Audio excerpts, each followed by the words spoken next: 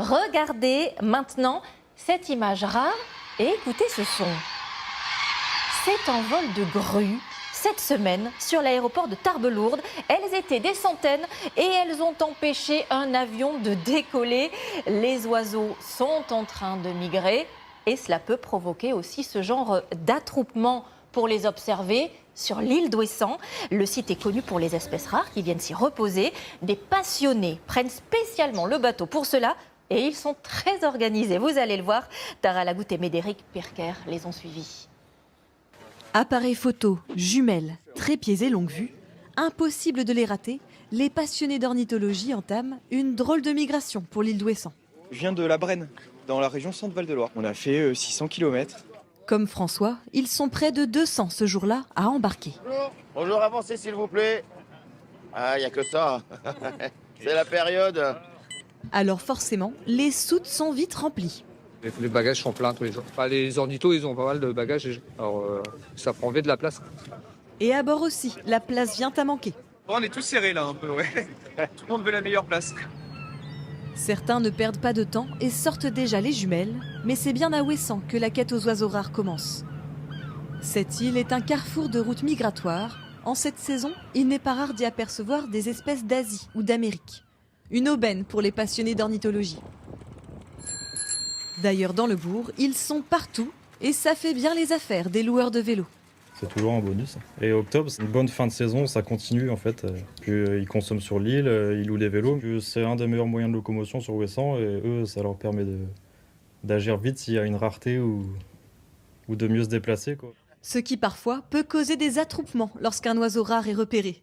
Malin, nous suivons donc les bicyclettes à la recherche des ornithologues. Nous retrouvons François et ses amis cachés dans ce bois. Ah, là à gauche, à gauche. Là on le voit très bien. Attention, il faut rester discret. On va peut-être passer par l'autre côté. Et tendre l'oreille.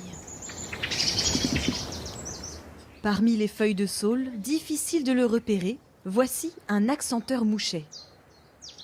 Mais c'est un autre oiseau que le petit groupe cherche à observer, le pouillot à grands sourcils. C'est pas facile à observer puisqu'il bouge beaucoup. Ça fait toujours plaisir d'en voir parce que ici à Ouessant il y en a plein, mais en fait c'était déjà sur une toute petite période de l'année et puis en France métropolitaine il y en a pas tant que ça. Ici, observer les oiseaux est une invitation au voyage, comme avec ce tarier de Sibérie ou cette pie grièche des steppes.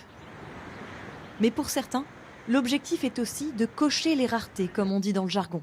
Une drôle de collection que Jean-Philippe compile soigneusement.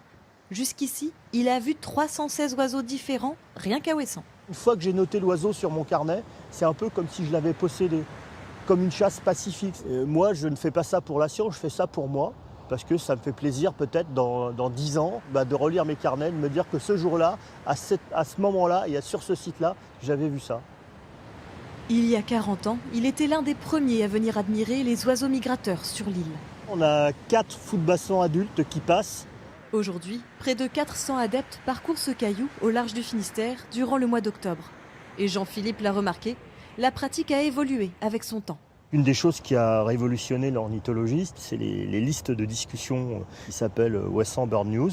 Et donc à chaque fois que quelqu'un voit un oiseau intéressant, le téléphone bip. Le soir venu, ces amoureux de la nature se retrouvent tous autour d'un verre pour discuter des trouvailles de la journée. T'as des photos à montrer là sur ton téléphone? Une sorte de petite bécasse, une bécassine en fait. C'est un mâle ou une femelle pour C'est toi? une femelle celui-là. Et bien sûr, se comparer un petit peu aux copains sur le nombre total d'oiseaux cochés. Je suis à 427 là. 427? 427, ça monte doucement. Et ton copain Quentin? 425. D'accord, et vous tirez la bourre tous les deux ou On se tire la bourre gentiment. C'est aussi pour ces bons moments que Serge revient chaque année. Pour la plupart d'entre nous, on vient de différentes régions. Par exemple, moi j'habite à côté de Grenoble. Là, il y a les copains savoyards. En fait, on se retrouve, il y a des Bretons. On se retrouve chaque année. Des fois, c'est la seule fois où on se voit dans l'année. Je pense qu'il y a beaucoup de gens qui viennent autant pour les oiseaux qu'en fait pour retrouver les copains, les copines. Au petit matin, Serge nous emmène voir d'autres cocheurs. Ils sont si nombreux sur l'île en cette saison que les scientifiques y ont vu une opportunité pour l'étude des oiseaux migrateurs. Donc là, je suis en train d'annoncer le numéro de bague qui est unique au scribe qui va noter. Donc ce sera la bague 69. Ouais. Les manipulations sont délicates. Seules les personnes formées, comme Valentin et Willy, peuvent toucher les oiseaux. Là, il essaye de regarder le dessous parce qu'en fait, les oiseaux ils ont une cavité au niveau de la gorge. Et c'est là qu'ils stockent la graisse. Donc on essaye de voir s'ils sont en forme et s'ils ont de la graisse qui leur permettent de poursuivre leur migration. Ceux-ci sont bagués, pesés et mesurés sous toutes les coutures. 74. Un travail scientifique qu'ils font ici chaque matin durant tout le mois d'octobre, en partenariat avec le Muséum d'histoire naturelle. Ça nous permet de donner des renseignements sur le temps de stationnement des oiseaux dans le marais ici, pour savoir si, voilà, est-ce qu'ils prennent bien du poids, est-ce qu'ils sont en forme quand ils vont repartir dans leur migration, etc. Pour ces voyageurs au long cours, Ouessant reste un point de repère, un refuge dans l'océan.